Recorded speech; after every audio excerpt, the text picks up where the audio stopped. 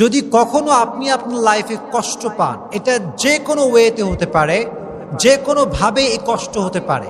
আমরা কিন্তু অনেক সময় কষ্ট পাই জীবনে। কষ্ট প্রিয় ভাইরা আমরা পাই কি পাই না? পাই। মনে করেন আমার আব্বা মরে গেছে ফর এক্সাম্পল, অথবা আপনার কোনো সম্পর্ক কারোর সাথে ছিল, বন্ধুত্বের সম্পর্ক হতে পারে, যে কোনো রিলেশনশিপ হতে পারে, কষ্ট আমরা পাই। তো অনেক সময় দেখা যায় যে আমরা এত বেশি কষ্ট পাই যে আমরা ভেঙে পড়ি, আমাদের কিছু করার থাকে না, কেউ যে মোটিভেট করবে এরকম কাউকে পাওয়া যায় না। এজন্য কষ্ট পেলে কি করণীয় আছে, কি করলে কষ্ট কমবে, আজকে আমরা এই বিষয়ে কথা বলবো। সকলে শুনবেন তো ইনশাআল্লাহ? কষ্ট দূর করতে আপনি সব সময় ইসলামিক ওয়েতে 5টা টিপস অ্যাপ্লাই করবেন। জুড়ে বলেন কয়টা টিপস? আমি আপনাকে মোটিভেট করার জন্য বলছি, 5টা টিপস যদি কেউ কষ্ট পাওয়ার পরে অ্যাপ্লাই করে, আশা করা যায় তার জীবনে আর কোনো কষ্ট থাকবে না। সকলেই বলেন ইনশাআল্লাহ।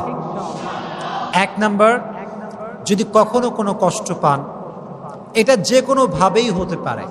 কোনো একটা সম্পর্ক ছিল, কাছের মানুষ কষ্ট দিয়েছে বা প্রিয় মানুষ কষ্ট দিয়েছে, কোনো একটা জিনিস হারিয়ে ফেলেছেন, অনেক কষ্ট পেয়েছেন আপনি।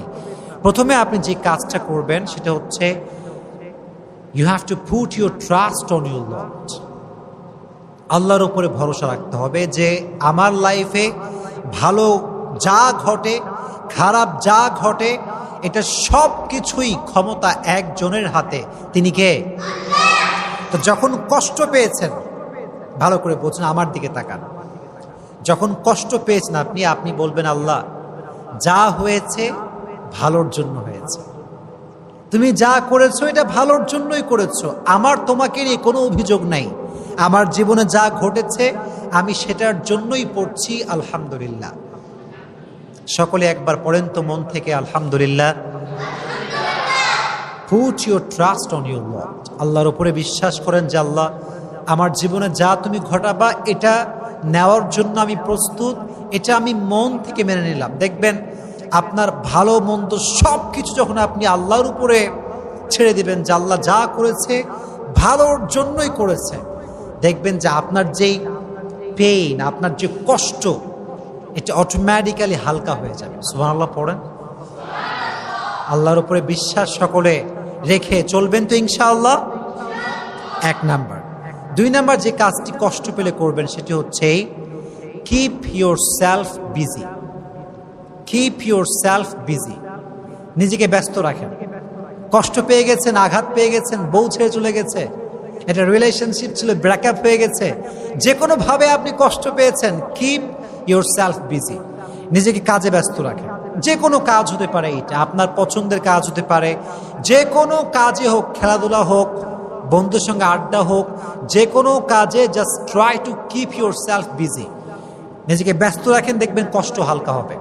আর যদি একা মন মরা হয়ে বিষণ্ণতায় ভোগেন, কেউ নাই, কেউ ভালোবাসে না, কেউ দেখে না, কেউ লাইক কমেন্ট করে না, কত কষ্ট জীবনে, যদি এই একা একা থাকেন, দেখবেন এই পেইনটা আস্তে আস্তে আরো বাড়বে, এটা আরো ডাবল হবে। এজন্য try to keep your self busy.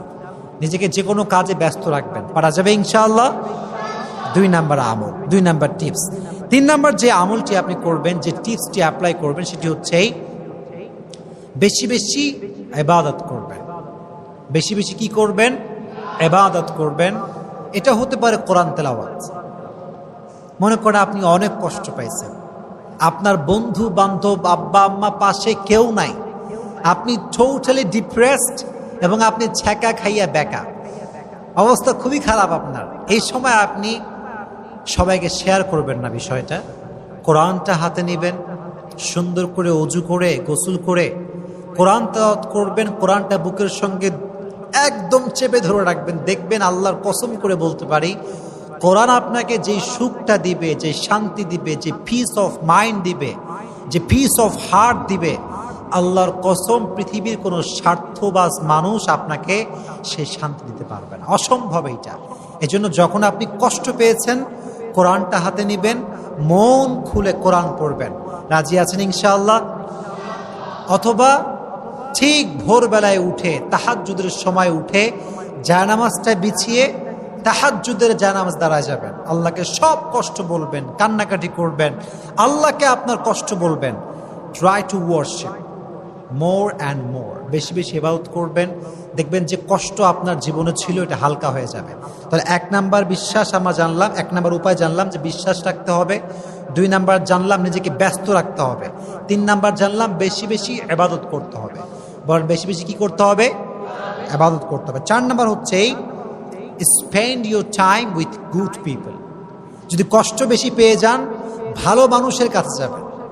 কি মানুষের কাছে যাবেন প্রিয় ভাইয়ারা? ভালো মানুষ যারা, যাদের চরিত্র ভালো, আচার আচরণ ভালো। এটা বেশিরভাগ ক্ষেত্রে আলেম ওলামার মাঝে পাওয়া যায়। স্কলার যারা, তারা ভালো চরিত্রের হয়। হুজুরদের কাছে যাবেন, ইমাম সাহেবের কাছে যাবেন, কথা বলবেন, দেখবেন মনটা অনেক হালকা হবে। এই যে যখন কষ্ট পাবেন, তখন আপনার সময়টা আপনি খারাপ জায়গায় দিবেন না, গান শুনবেন না, মোবাইল ফোনে বাজে ভিডিও দেখবেন না, ভালো মানুষের কাছে গিয়ে সময়টা কাটাবেন। রাজি আছেন ইনশাআল্লাহ?